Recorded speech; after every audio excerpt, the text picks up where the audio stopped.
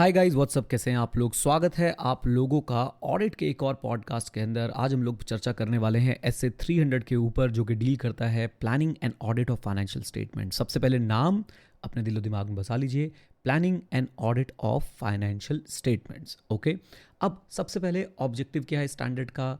आपका जो ऑडिट है वो इफेक्टिव और एफिशिएंट मैनर में कंडक्ट होना चाहिए, टाइमली कंप्लीट होना चाहिए और आपके ऑडिट का जो ऑब्जेक्टिव है वो अचीव होना चाहिए। देन जो सेकंड टॉपिक इसके अंदर आता है वो है क्या की एंगेजमेंट टीम मेंबर्स को और एंगेजमेंट पार्टनर को प्लानिंग के अंदर इन्वॉल्व करना चाहिए। Answer is yes. क्यों? एडवांटेज रहती है, उनका एक्सपीरियंस और इनसाइट आपको मिलता है और साथ साथ में इफेक्टिवनेस और एफिशिएंसी ऑफ ऑडिट जो है वो बढ़ता है। देन नेक्स्ट क्वेश्चन है हमारे पास, क्या हम लोग एलिमेंट्स ऑफ प्लानिंग को मैनेजमेंट के साथ डिस्कस कर सकते हैं? बिल्कुल कर सकते हैं। इससे क्या होता है, इससे ऑडिट का कंडक्ट और मैनेजमेंट जो है वो फैसिलिटेट होता है। और याद रखिएगा कि आपने अल्टीमेटली ओवरऑल ऑडिट स्ट्रैटेजी और ऑडिट प्लान किसकी रिस्पॉन्सिबिलिटी है? ऑडिटर की रिस्पॉन्सिबिलिटी है, मैनेजमेंट की रिस्पॉन्सिबिलिटी नहीं है। एग्जाम में ऐसे क्वेश्चंस आपसे पूछे जा सकते हैं जिसमें वो बोलेंगे कि देखो जी, ऑडिटर ने मैनेजमेंट से स्ट्रैटेजी बनवा ली, तो आप बोलेंगे कि इसने गलत किया है, अप्रोच सही नहीं है। ओके, और यहाँ से एक चीज़ और भी आपको समझनी है कि आपको किसी भी तरीके से किसी क्लाइंट का बिजनेस डिसरप्ट नहीं करना है। डिसरप्ट मतलब आपने ऐसा नहीं करना है कि भाई मुंह उठा के चले गए, आपने उनके साथ कोऑर्डिनेट करना है। But the most important thing is care is required, ताकि आपकी ऑडिट की इफेक्टिवनेस कॉम्प्रोमाइज ना हो। इस लाइन को याद रख लीजिए, care is required in order not to compromise the effectiveness of the audit, यानी ओवर शेयरिंग नहीं करनी है। Now let's talk about the benefits of planning and please keep in mind these are just revisionary podcast. ये कोई explanatory या conceptual understanding के लिए podcast नहीं, रिविजनरी पॉडकास्ट हैं। ओके, तो आप अगर एक्सपेक्ट करते हैं कि मैं आपको, जैसे कि मैंने यही स्टैंडर्ड अपनी क्लास में लगभग 3-3.5 घंटे में कंप्लीट कराया है, यहाँ पे मैं आप लोगों के लिए बेसिक आइडिया आपको दे रहा हूँ ताकि आप लोग एक बार पढ़ने के बाद इसे अच्छे से रिवाइज कर पाएं। Now let's talk about benefits of planning. Benefits of planning में अगर आप लोग देखेंगे तो हमारे पास 6 बेनिफिट होते हैं। सबसे पहले अटेंशन, कहाँ पे? इंपॉर्टेंट एरियाज पे, जैसे कि रेवेन्यू, जैसे कि हो सकता है कोई एक्विजिशन हुआ हो इस बार, ये सारी चीज़ें इंपॉर्टेंट एरियाज हैं और पहले से पता लगा सकते हैं। Identify and resolve potential problem, inventory की वैल्यूएशन को लेकर आपको शुरुआत में कोई चीज़ नज़र आ रही है कि भाई इसमें प्रॉब्लम हो सकती है, तो वहाँ पे आप लोग स्पेशल ध्यान जो है वो रखेंगे और उनको आइडेंटिफाई रिजॉल्व करेंगे टाइमली मैनर में। अच्छा जी, properly organise and manage the audit. तो आपको ये तो जेनरिक पॉइंट है कि प्लानिंग अच्छी करेंगे तो आप ऑडिट को अच्छे से ऑर्गेनाइज और मैनेज कर पाएंगे। देन उसके बाद selection of engagement team members, self explanatory है। प्लानिंग प्रॉपर होगी तो आप लोग सही टीम मेंबर्स को सेलेक्ट कर पाएंगे। And DSR of the engagement team and their work. DSR बोले तो direction, supervision and review. Then let's talk about coordination. Coordination किसका? जो कंपोनेंट के ऑडिटर हैं, जैसे कि ब्रांच एक्सेट्रा, या फिर जो एक्सपर्ट्स हैं जो ऑडिटर ने हायर किए हैं ओके, अपने ऑडिट के काम के लिए। चलिए अभी देखिए 3 मिनट में आपके कितने सारे टॉपिक्स रिवाइज हो गए। अब चलते हैं नेक्स्ट पार्ट पे, वो है प्रिलिमिनरी एक्टिविटीज़। तो ऑडिटर जो है वो क्या करेगा, प्लानिंग के साथ साथ वो प्रिलिमिनरी एंगेजमेंट एक्टिविटी, पीईए बोलेंगे इनको, पीईए भी करता है। और वो पीईए क्या होता है? वो होता है 220, 220, 210, यानी कि आपको ऑडिटर को 220 में जो प्रोसीजर लिखे हुए हैं रिगार्डिंग कॉन्टिनेंस वो अप्लाई करने हैं, उनकी इंटीग्रिटी देखनी है, अपनी कॉम्पिटेंस देखनी है, राइट। तो पहला तो इंटीग्रिटी से रिलेटेड जो है आपने प्रोसीजर्स जो है वो लगाने हैं। दूसरा 220 में ही जैसे आपको बताया गया है कि आपने ये इंश्योर करना होता है कि एथिकल रिक्वायरमेंट इंक्लूडिंग इंडिपेंडेंस आप कंप्लाई कर रहे हैं कि नहीं, वो भी ऑडिटर को कर लेना है ऑडिट शुरू करने से पहले ही। ओके, सो 220 में जो कॉन्टिनेंस वाले प्रोसीजर हैं वो, 220 में जो एथिकल रिक्वायरमेंट की कंप्लाइंस वाले प्रोसीजर्स हैं, इवैल्यूएशन है, वो ये दोनों चीज़ें करनी है। और 210 के हिसाब से ऑडिटर को अंडरस्टैंडिंग एस्टैब्लिश करनी है of the terms of engagement. Okay, फिर से बोलता हूँ, प्रिलिमिनरी एंगेजमेंट एक्टिविटी में आप लोग देखेंगे हमारे पास कितनी चीज़ें आती हैं, 3 चीज़ें, 220, 220, 210। ओके, 220 के वो प्रोसीजर जो कॉन्टिनेंस से रिगार्डिंग रिक्वायर्ड होते हैं वो, 220 के हिसाब से इवैल्यूएट करना कंप्लाइंस विद एथिकल रिक्वायरमेंट, और 210 के हिसाब से आपने टर्म्स ऑफ एंगेजमेंट जो है वो क्या करने हैं, इस्टेब्लिश करने हैं। ओके, अब इन सबसे ऑडिटर को हेल्प क्या मिलेगी? प्रिलिमिनरी एंगेजमेंट एक्टिविटी से ऑडिटर को हेल्प क्या मिलेगी?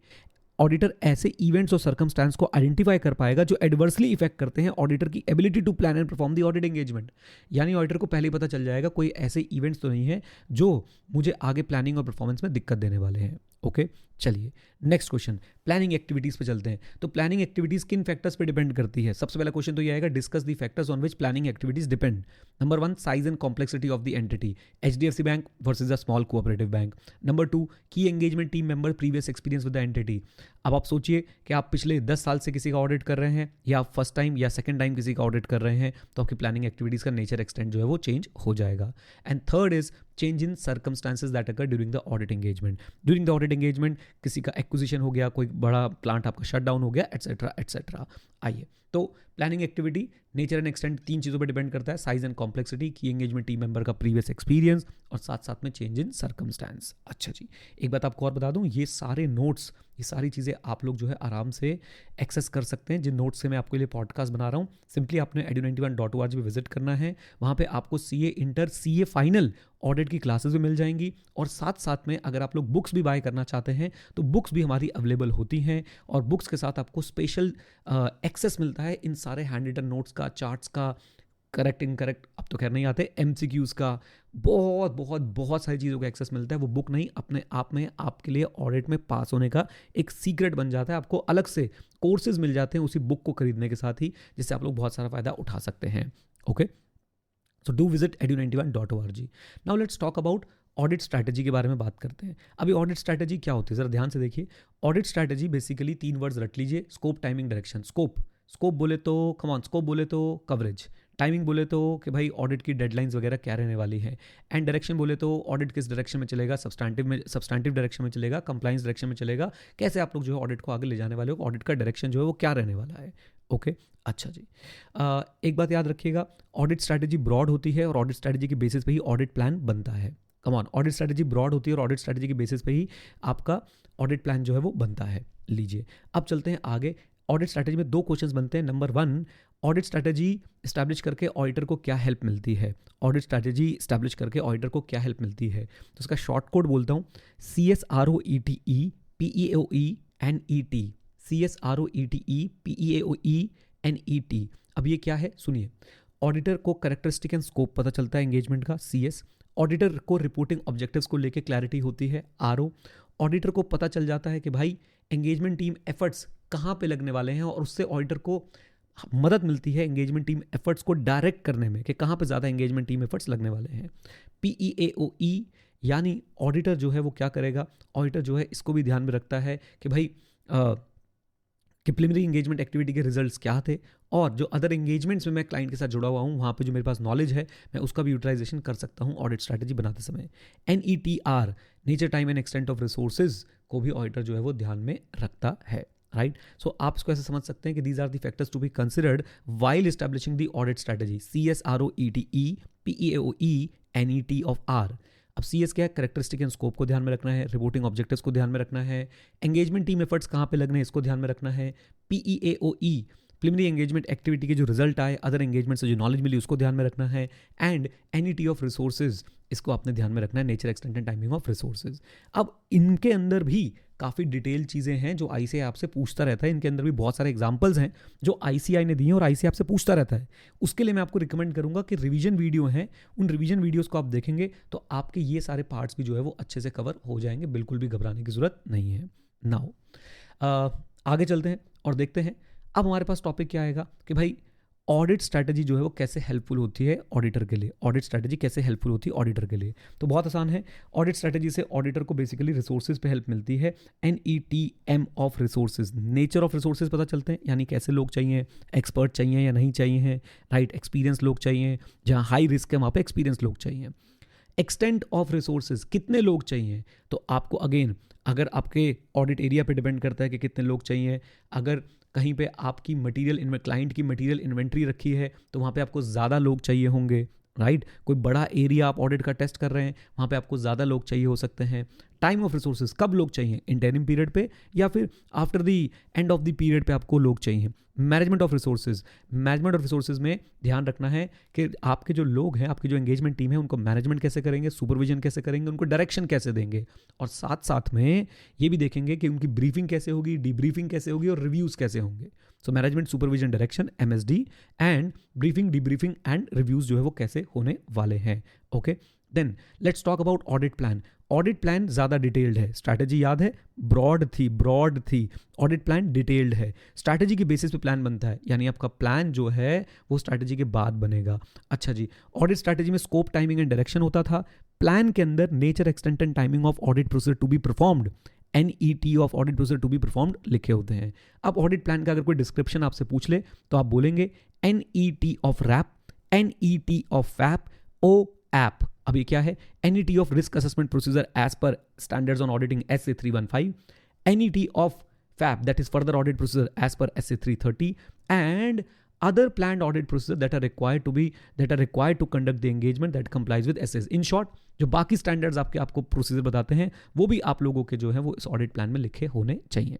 नाउ 2-3 बातें ICAI ने ज़बरदस्ती लिखी हुई है, वो हम लोग पढ़ लेते हैं कि देखो भाई, ये हमें पता है, वैसे हमें पूरी अंडरस्टैंडिंग है इसकी कि रैप जो है वो ऑडिट में पहले होते हैं और रैप के रिस्पॉन्स में ही we determine the NET of the further audit procedures. Okay, तो रैप ऑडिट में पहले होते हैं, they are conducted early in the audit process and in response to the risk assessed we design our further audit procedures. आइए now अब मेरी बात को सुनिए, इन दोनों के बीच में रिलेशनशिप लिखना आ जाएगा, ओवरऑल ऑडिट स्ट्रैटेजी और ऑडिट प्लान के बीच में तो लिख पाएंगे। हाँ, ओवरऑल ऑडिट स्ट्रैटेजी डील करती है स्कोप, टाइमिंग और डायरेक्शन से, प्लान डील करता है nature, extent and timing of RAP, FAP and OAP से। ऑडिट स्ट्रैटेजी ब्रॉड है, ऑडिट प्लान डिटेल्ड है।